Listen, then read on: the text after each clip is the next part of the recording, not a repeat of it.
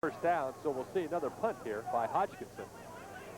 But he'll have another shot at killing the ball about inside the 10-yard line, and that's what he's going to be going for. He'll try to angle it off into the corner of the end zone somewhere and try to stop it before it gets in. Now, you know, so often you look at all of the numbers and you say, well, he averaged 41, 42 yards a punt. Many times you don't want to average that kind of a punt. You don't want to kick the ball all the way to the end zone. Kick it into the coffin corner, get it out of bounds, and put that opposition deep in a hole. At Williams Jewell's 42-yard line, I think Hodgkinson would go for a 41-yard punt right now, wouldn't he? I think he would, Steve. Aim for that 1-yard line. Another good snap. Nice punt. Look out. Perfect. They're going to down it. Oh, it's down. Exactly what they wanted to do. There was a fumble on the play, maybe. Maybe William Jewell. Nope, they didn't. William Jewell didn't touch it. Not a fumble. It is a fumble. Now they just changed their mind. Okay, here's the replay. Let's see what happens here. Does William Jewell touch it? Yeah, right there on the leg, number 84.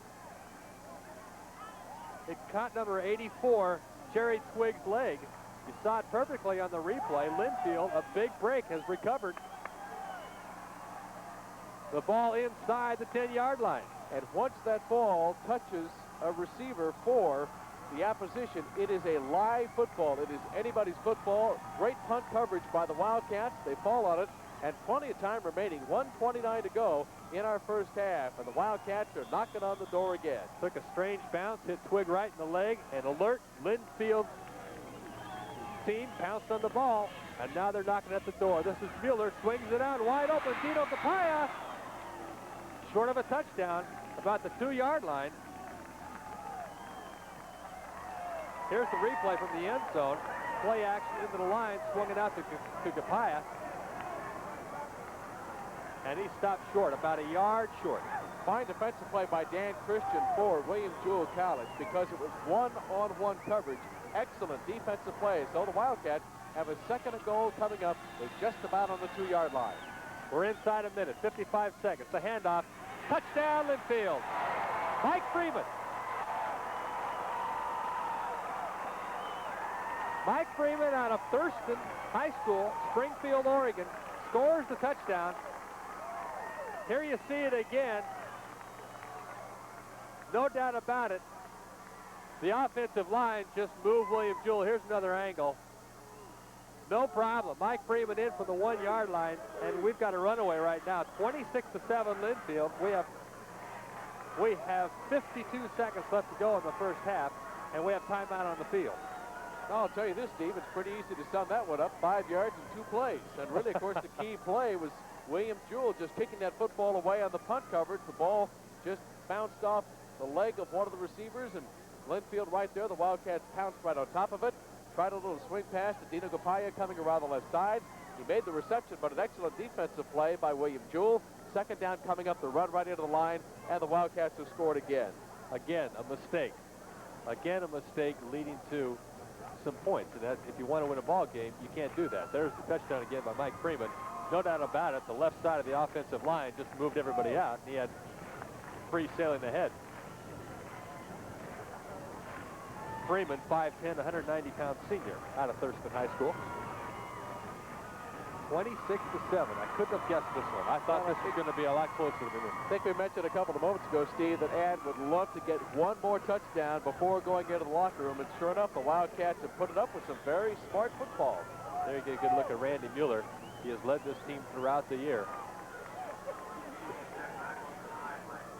If it weren't for Mueller's 52-yard touchdown pass to Kent Bostic against Lewis and Clark with less than a minute to go, who knows, we may not be here. I tell you, that was a very close call. Really the closest call of the year for Linfield. 26-7 down, only 52 seconds remaining in our first half. And it looks as if Linfield will be going for the 2-point conversion to get up to that 28-point mark. And now William Jewell calls timeout. Crucial play here now.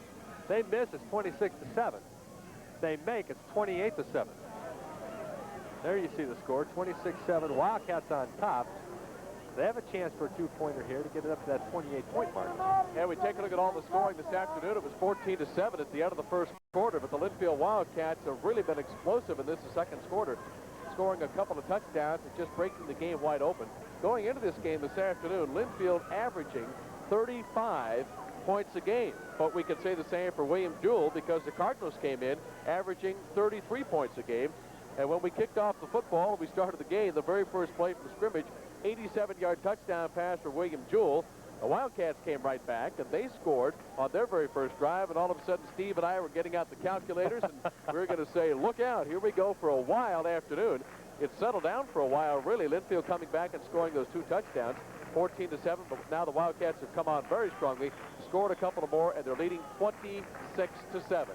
For William Jewell now, what are they going to have to do to get back in it? I think they've really lost control of this ball game right now. Well, of course, Linfield really has momentum in the ball game, Steve. I don't think there's any doubt about that. Linfield is playing at home. I think that obviously mistakes have really hurt William Jewell so far this afternoon, and all that momentum belongs to Linfield. I'm sure right now the Cardinals are very happy. The halftime break is coming up so they can try and regroup. Wildcats going for the two-point conversion. They just called timeout. That's our third straight timeout. We haven't run the play yet, folks, but we're trying. Well, we're going to get it on sooner or later this afternoon. Just a great, great turnout here at Wortman Stadium, McMinnville High School campus. The reason why the game is being played here and not being played at Maxwell Field is because of the condition of Maxwell Field, or I guess more accurately, Steve, we could say lack of condition. It was really chewed up in the second playoff game. It was really not in all that bad shape after the victory over Cal Lutheran from Thousand Oaks. But after the victory last week over Westminster College out of Pennsylvania, believe me, it looked like they'd had a rodeo in there instead of a football game, and it was simply unplayable, and so they decided to move the game over to McMinnville High School. And again, between the first and the second round of the playoffs, there was a 2-week break there where the field did have a little time to mend from that Cal Lutheran mess.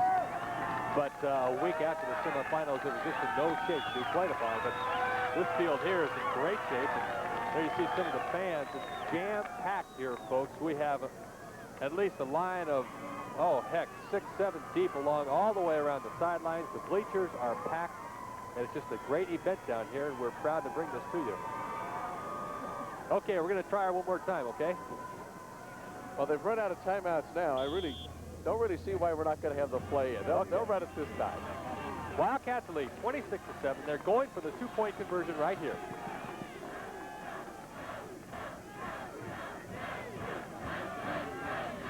Taking a good look at it, isn't it?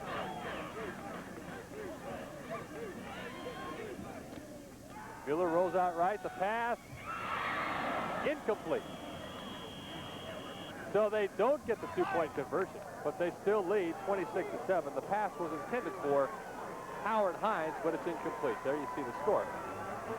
Wildcats are in command, and you know, I wonder what Ad Rutschman's going to say at halftime. I wonder if he really felt he could be leading 26-7 at this point. Well, you know, I know Ad didn't really feel that last week the game would be broken open as widely as it was by Linfield playing in the second round playoff game for the NAIA Division II competition. And of course, the first 9 points of the game scored by Westminster College out of Pennsylvania. Then all of a sudden the Wildcats came back, and I really think that sincerely after the game, Ad was a little bit surprised that Linfield was able to run up that type of a total. I'm sure he's probably a little bit surprised right now, but at the same time, being a coach, and coaches always look ahead, you have to maintain that intensity. Don't let the ball game get out of hand, because believe me, when you have a second half, anything can happen, and the whole game could potentially turn around. Okay, Wildcats kicking off. Back to receive for William Jewell, Andre Nelson, number 7, and this man, Paul Taylor. It's Taylor at his own 5-yard line, heading straight up the middle. A good return up to his own 30-yard line, maybe the 31. William Jewell has one more shot here before the end of the first half. They have 45 seconds to try to generate a little offense, maybe get some points on the board. Steve, one item we might pass along of interest, Ad Rutschman, the head coach here at Linfield, is never on the sidelines. He is always either sitting up in the stands or in the press box, and of course he is hooked up by a phone system with his assistant coaches down in the field, but he is not on the sidelines. First and 10, William Jewell at their own 30-yard line. They have 45 seconds here to try to get some points on the board. They're down 26-7. They are in deep, deep trouble. This is Kelly Grew back to pass, and he's going to run the ball. good gain of about 12 yards. We'll see a replay on this. And, you know, watching films this past week, we saw Kelly Groom do this a lot, and that is run the ball. And we haven't seen him do this at all today until right now. He's great at the quarterback draw, and he's just a great scrambler. But really, the Linfield defense has contained him all day.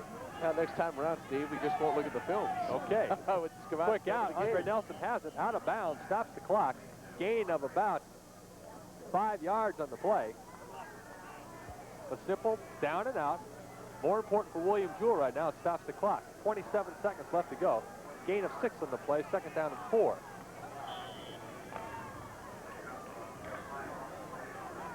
There you get a good look at Kelly Groom, senior quarterback, and he has experience on his side. William Jewell advanced to the semifinals last year before losing. Long signal count. Hand off, Steve Hodges around left side. He's not going anywhere. I really can't understand that call, to be honest with you. They're making all the efforts to stop the clock and trying to get some yardage and maybe getting some points, and then they go to the ground. You know, it's just an excellent defensive play by Linfield. You take a look at the Wildcats now. They are lining up in as basic a defensive formation as you'll ever see. 4 down linemen, 2 tackles, and 2 ends. You've got 3 linebackers, a middle linebacker, the weak side linebacker, strong side linebacker, and you have your 2 quarterbacks and your 2 safeties. Just a 4-3-2-2. You saw that cutaway of Eddie Adden, the kicker for William Jewell. Obviously, their team wants to get in field goal range for Eddie to get a crack at it here, to at least try to get 3 points on the board. That would be a very big lift for William Jewell, just to be able to score before halftime, hopefully kind of trying to change momentum a little bit. Now, of course, you can always go back and say if. I think if is probably the most overused word by broadcasters, and by coaches, and by players, or whatever. But if you take away the very first play of the game, you have simply a whitewash by Linfield, 26-0. But you can't do that. It was an 87-yard pass reception on the very first offensive play of the game for William Jewell. And then Linfield came right back and scored a touchdown on the next drive. And it was 14-7 at the end of our first quarter. The Wildcats have come on and scored a couple of more touchdowns. And this is our second quarter. They have missed the point after touchdown. They went for the 2-pointer on the last score. And they're leading by the score of 26-7. Steve pointed out just 21 seconds remaining in our first half. Ball placed at William Jewell's 49-yard line. 3rd down and 4. Fumbled snap for the 3rd time today. Who's got it? I think Groom was able to get down there fast enough to recover the fumble, but the 3rd time today that's happened. It wasn't Groom recovering it. Alert offensive line. Timeout William Jewell with 15 seconds left to go. They'll have to punt. Hey, you know, you think about a center quarterback snap. You would think that might be one of the easiest parts of the game of football. But if you have different quarterbacks, and Kelly Groom has gone all the way for the Cardinals so far this afternoon, but if you have a different center coming in and out or players are alternating, the timing can be off. That is the 3rd time, though, this afternoon now that the Cardinals have booted the ball away on a particular play like that. And, of course, that takes any momentum, if you have any at all, when you're behind 26-7. Takes it right out of your attack now, and the Cardinals will have to take it away. It's easy to take a snap from center and taking it for granted because you do it so much, and it seems to be so simple. But if you don't concentrate, that's what can happen. Okay, they're punting. Wildcats didn't have anybody back to receive. They don't want to risk a fumbled punt or anything. Give William Jewell a shot at scoring before the half. The ball is down deep in Wildcat territory, about the 10-yard line. We have 6 seconds left to go. Time for about one more play. And also on the punt, Linfield was not coming at all. The Wildcats did not want to have any kind of a chance for a block, actually. They really didn't want to have any kind of a chance for a roughing the kicker penalty and giving new life to William Jewell. So nobody was coming. The punt was very easy, and the kicker took his time to get it away. Now Linfield would just take the football, fall on it, let the clock run out, and that'll do it for our first half. They will settle for 26-7 lead. I guarantee you that. Coming up to the line, look for Mueller just to fall on the ball. I don't even think he'll risk handing it off. There he goes, down. And that will end the first half of play. So, from Workman Field, Linfield High School, the first half of this NAIA National Championship game has concluded, and you see the score. Linfield 26, William Jewell 7. Arena along with KXL Radio's Bill Johnson. 26-7, Linfield leads here at the end of the first half. You remember we dropped out of the Southwest Texas State Cal Davis game to bring you this game here at Linfield. Let's now go to Mike Ross. He has highlights of the conclusion of the Southwest Texas State Cal Davis football game.